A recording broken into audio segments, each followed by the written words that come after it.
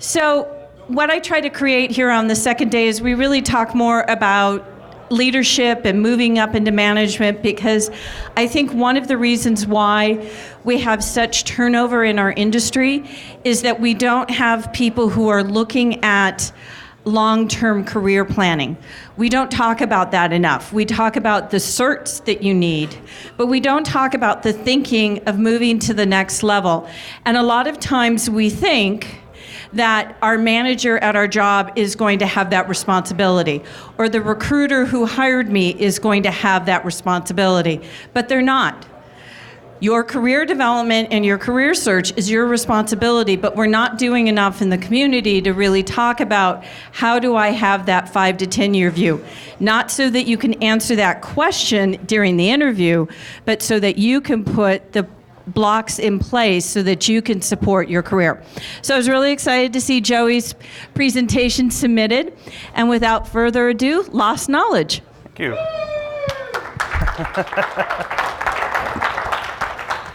Thank you.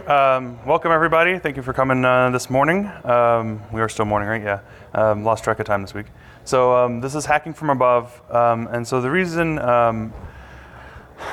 so quick background before I get into the reason I'm doing the talk. So I've been in InfoSec for about 14 years now. I've done management leadership for a large chunk of that. I've also left management roles because they turned bad, right? And so I've learned a lot in that time of what was good and what was bad about being in management and being in leadership positions, and understanding the reasons why I left. So right now, currently work as a director of security for data machines, and that's kind of where I've been able to kind of take all my lessons learned and start to focus them more into what I've put into this talk. So the reasons why, kind of as I mentioned, sharing my experiences, letting people know what I've done and what mistakes I made, right? Because I think that's one of the things that we often have a bad time doing is sharing mistakes. Everybody's really loves sharing their successes, but nobody's really big on sharing where they failed. And in sharing our failures and our mistakes, we can help other people, avoid repeating them. So that was one of the reasons. I think a lot of people in the community fear this path, just in general, right? It's interesting because I feel like we spend a lot of time complaining about, our managers don't know what it is we do, or they're not technical enough. But at the same time, there's not enough of us who want to go and do those jobs, right? So if we're not willing to go do the jobs of the people who are managing us, then we're never going to fix the problem. The other reason I've talked about, I like the idea is it's also easier to change corporate policy, to change ideas and the way thinking works, the further up the food chain that you are. When you're down here, even if you had 20 people on a team who all said this is being done wrong, and that gets translated to the manager, if he doesn't have enough knowledge and skill to translate that up, it just fails. But if you have somebody at that level who can make the same conversations and arguments, it makes a big difference in the way things happen within a company. So a couple quick slides I want to go through on kind of distinguishing between leaders and managers, right? There's this, you can, if you search around online, you'll find tons of people who will do discussions about, well, what's a manager, what's a leader, right? So I've kind of compiled a couple differences and similarities, right? Managers in general, it's all about, trying to keep people on task, keep budgets, keep project schedules. It deals a lot with bureaucracy. And managers will, so the last bullet, and the reason the asterisk on it is, the bad manager will take credit for when things go well, and will pass blame off to everybody else when it goes bad, right? And so I'm sure everybody's worked for those managers who are really great at stealing credit and never passing it around, and are great for passing around the blame and never taking it on themselves. I've had those managers before who, project will fail, and they had as much equal part, if not more of a part, in the failure of the project, but in the end, they start pointing fingers at the people on the team who are well, they weren't doing this, or they weren't doing that. And so, that's one of the distinguishers between leadership and management, because leaders don't necessarily have to be managers, right? We all work with people on our teams now probably who can like direct the room and can lead the group, but they aren't necessarily always your manager, right?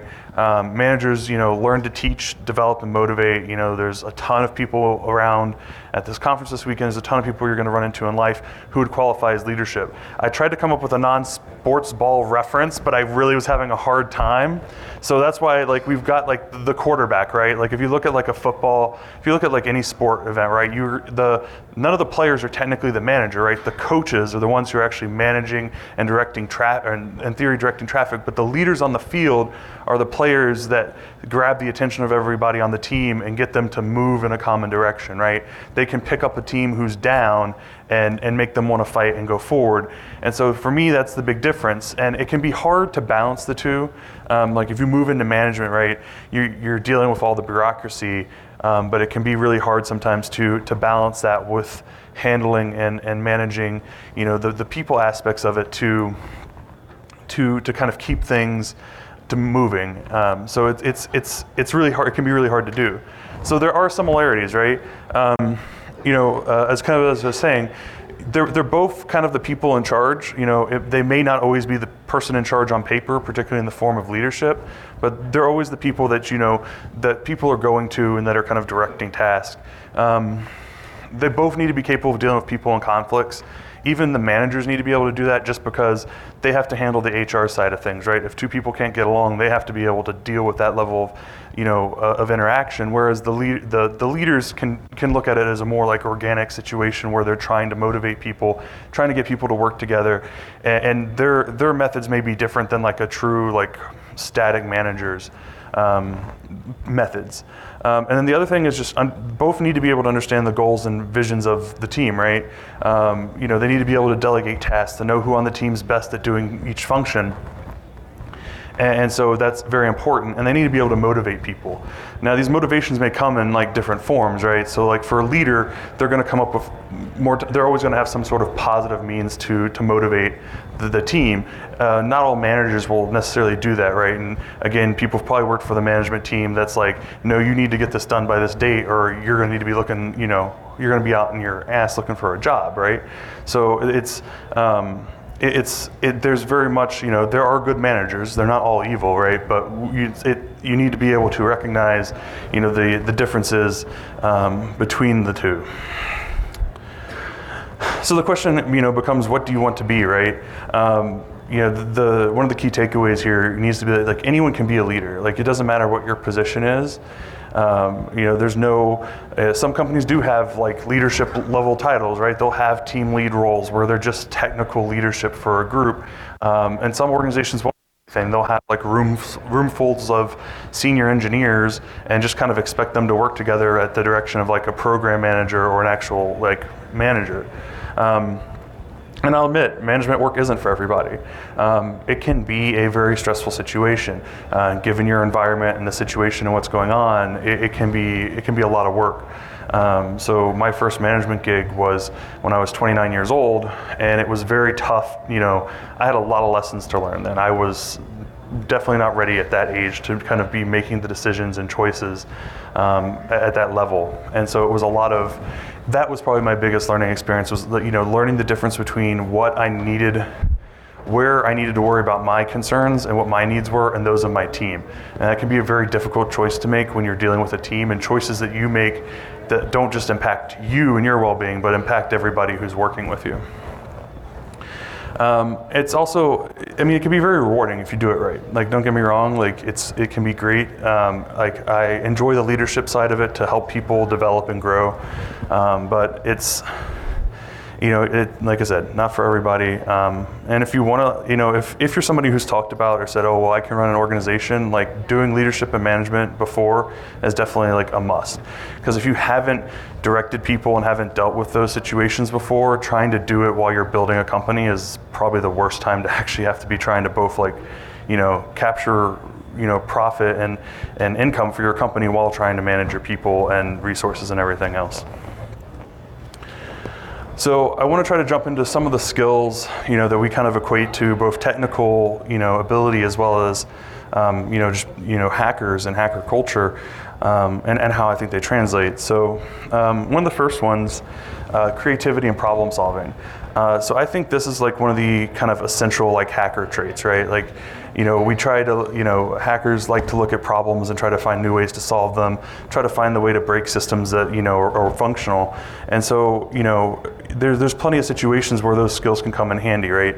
I don't care how flush with cash the organization you're working for is, you're always going to be trying to do more work with fewer resources than you have.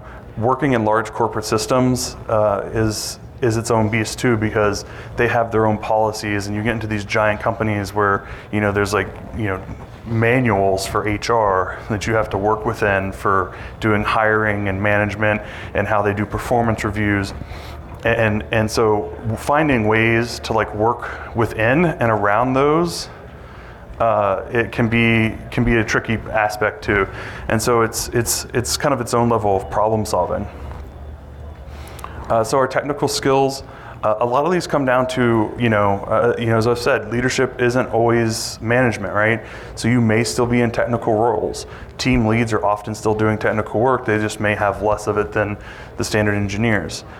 In small organizations, in particular, your people are always doing kind of a little bit of everything, right? So the company I work for now, it's a small organization. I am the security guy, so I literally do a little bit of everything that is security focused across different projects, both our internal facing, external.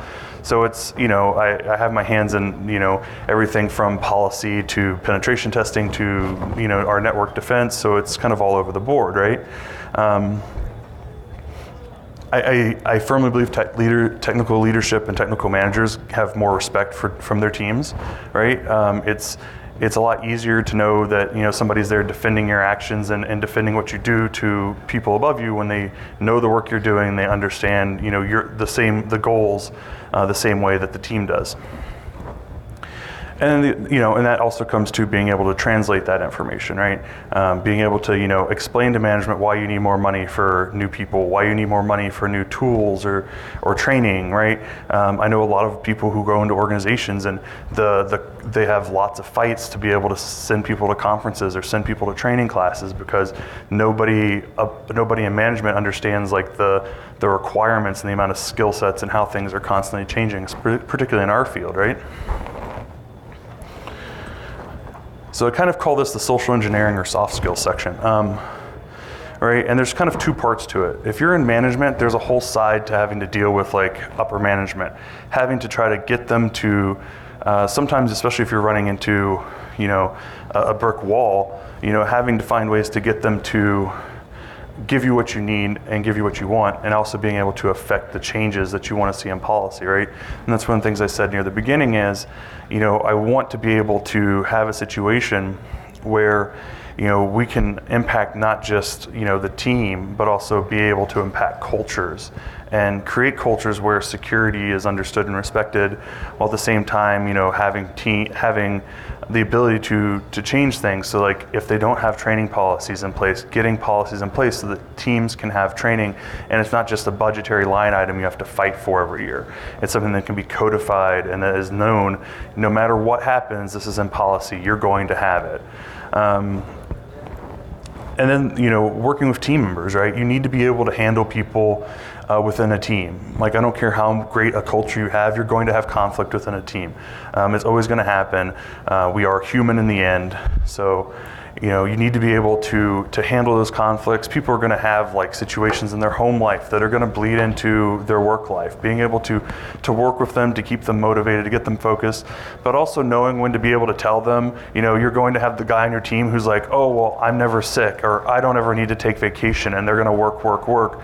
And unless you like sit them down and help them understand, hey, you can take a week off. It's cool. Like we've got, we've got everything under control. Like if people don't take a break and relax, you wind up like me and not even 40 and your hair's already all gone. So it's people will stress themselves out and burn themselves out. And even at my current company, we've got a couple of junior people who are like, oh no, keep giving me more. And we're like, no, like stop and slow down. Like, you don't need to burn yourself out trying to do more work than you're capable of doing.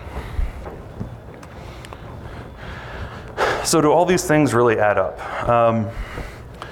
A lot of it is, a factor of everything that you have here, but also, what you've learned in life and just overall maturity. Like I said, when I had my first management gig, I wasn't ready for it at all. And it took me some time to determine that that's what I really wanted to do. And so before my current job, I was doing consulting work, and I wasn't the manager, but I was one of the senior members of the team. I was helping our junior engineers kind of get them trained up, help them with their roles and their tasks. And that's when I was really knew that that's kind of where I wanted to be, and like that I was ready to be in leadership, to be managing, and actually in that position again to help people come up. It's anybody who's works in this sector and is technical, how much effort not only goes into like our daily jobs, but even just keeping up with all the changes and everything else. And so I want to be able to take all my experience and time and help new people come up and do those things, so that I can take a step back and not have to spend as much of that time trying to keep up with everything, but help others kind of coming up and get them moving kind of in the right direction.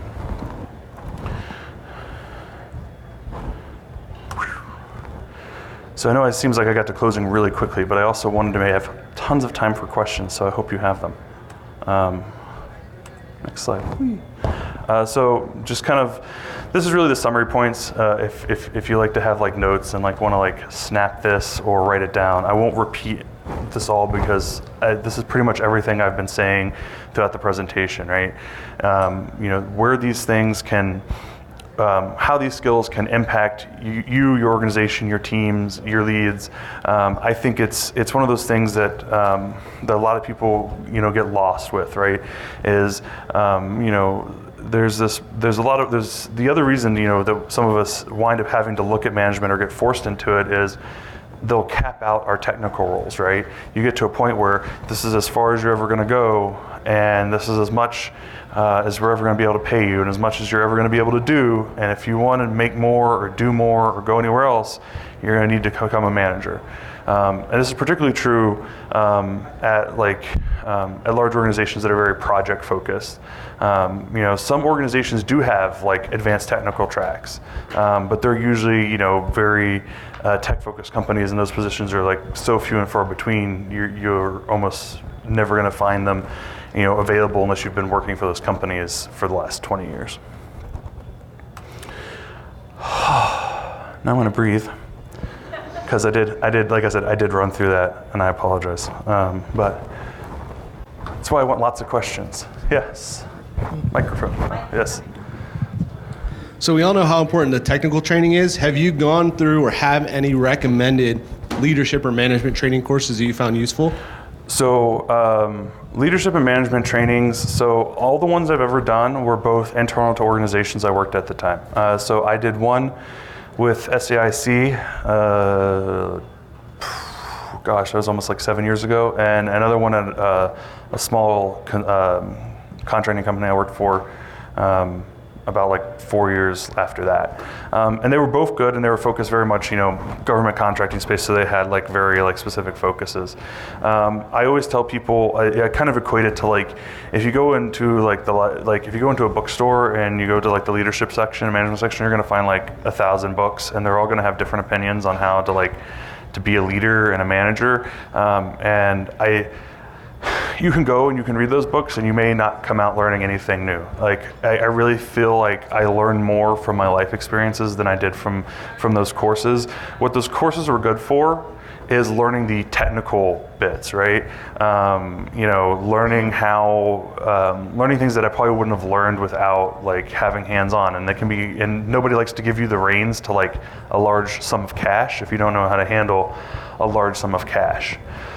So those are the situations where those trainings can come in handy. So like if you're working in an organization and you want to move into management, and they're like, well, we have this, you'd be managing this program that's worth like $5 million. do you understand how you budget time and people? And those are the skills that can be hard to learn and translate, but they're still they're easy to grasp and pick up on. It's just a matter of like getting the experience. And I had a benefit in the first management job that it was a small enough organization I could have time to absorb some of that in. But those are the things I think are the most helpful to learn, because in the end I don't know how much of the like leadership and like interpersonal stuff is actually like teachable and trainable, right? Because that's so much of how like a person functions and behaves that it can be like a tough trait to kind of like change and to try to like redirect. So we talked about this on the podcast. Yes. So again, the opportunities within any type of volunteer organization is there. I mean, this conference doesn't run for free. We're talking several $100,000. So those leadership skills, you learn on them. You learn them as you have experiences, as you are interacting with different kinds of people. I was on a board, and there was somebody that he and I kept butting heads time and time again, and I just sort of thought it was him until I realized it was both of us. And once I changed my behavior and became a better leader and listened rather than told him what to do, we got along. But you find those opportunities in volunteering. Yeah, no, that's a very good point. And like especially dealing with like with personal like conflict and stuff like that, it's a great way. Like, so I volunteer here and a couple other conferences doing safety operations, or some of the other conferences call it security, but the concept is the same, right? Keeping everyone happy and safe during a conference, you learn a lot about de-escalation and interpersonal skills, right? Because two people may have a conflict with each other, and it's only just like it was all about miscommunication, right? So you learn a lot of those. You can learn a lot of those skills through the volunteering process. Yes. So just a quick question. You touched on something that I think is sort of contradictory, and not to throw you out here, because I've heard it multiple times all over the place, is to say that anyone can be a leader in an organization, but then to also have a slide that says you have to take the jump to actual leadership to be able to affect real change. So how do you speak to someone at, say, the individual contributor level that is a leader within their group or their team or whatever? How do they interact with leadership at that level to be able to actually affect that change? And then from the other side, how as a leader do you make sure that you're listening to those individual contributors and using your authority and your position within the organization to make sure that that change actually gets affected? Right. So I think the easiest way, and often what happens for that to come from like non-management positions, for like somebody to have that change, is you usually have to have the person who, you'll usually have like a person who's a leader and within the team who also has like that same respect from the management, who listens and values that opinion, right? So I've worked in a situation where I had the organization worked at the CISO, and my boss had a long-standing relationship.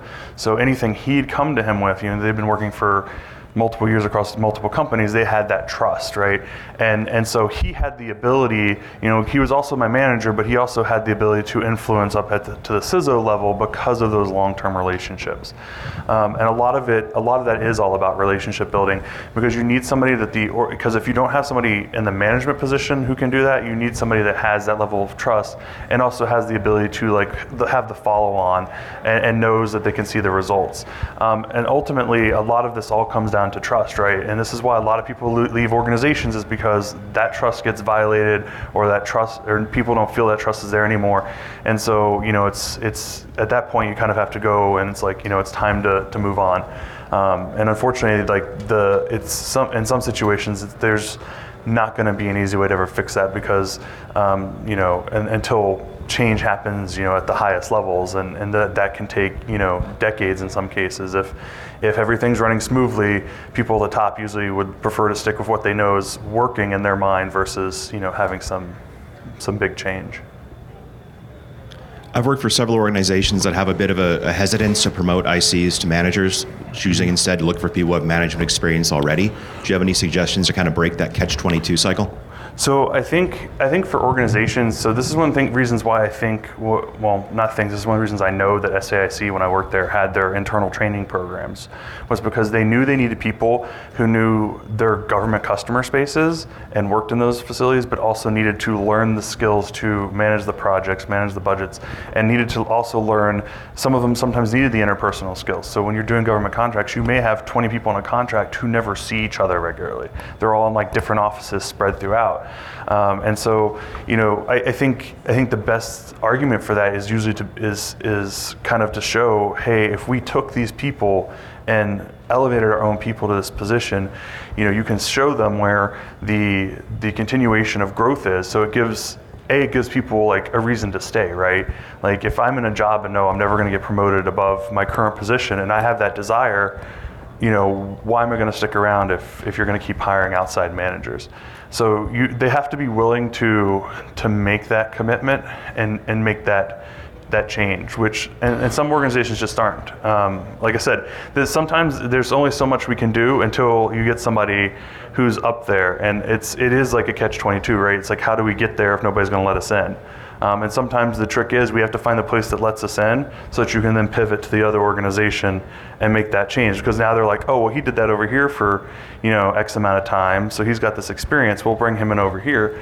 An example of this I've seen is like, if you go look at like job requirements for like CISOs, every job posting you're ever going to see for a CISO, they want a person who's been a CISO for like 10 years. I'm like, well, then where the heck is the first CISO coming from? Because you can't have 10 years experience as a CISO and get a job as a CISO. That's not how it works, right? So like at some point, somebody has to give somebody that chance to see, if they can do it.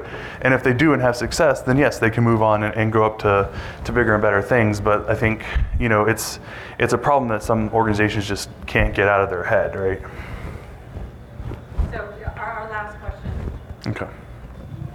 I just had a point. So related to the last question, to demonstrate management skills, volunteer at the organizations, and then if you continue to not be promoted into management, okay, well then maybe it's time to look somewhere else, right? So again, I hope that we can continue to have the discussions in here to help you guys think maybe outside the box a little bit, because you don't want to get stuck at your organization if you were doing the things like volunteering at other events to demonstrate, whether it's management skills or whether you're trying to, obtain, other InfoSec skills outside of what you can do for your job, right? Put that down on your resume to demonstrate to your current employer, right? And I can't agree more about the trust thing. Yeah. There is a risk.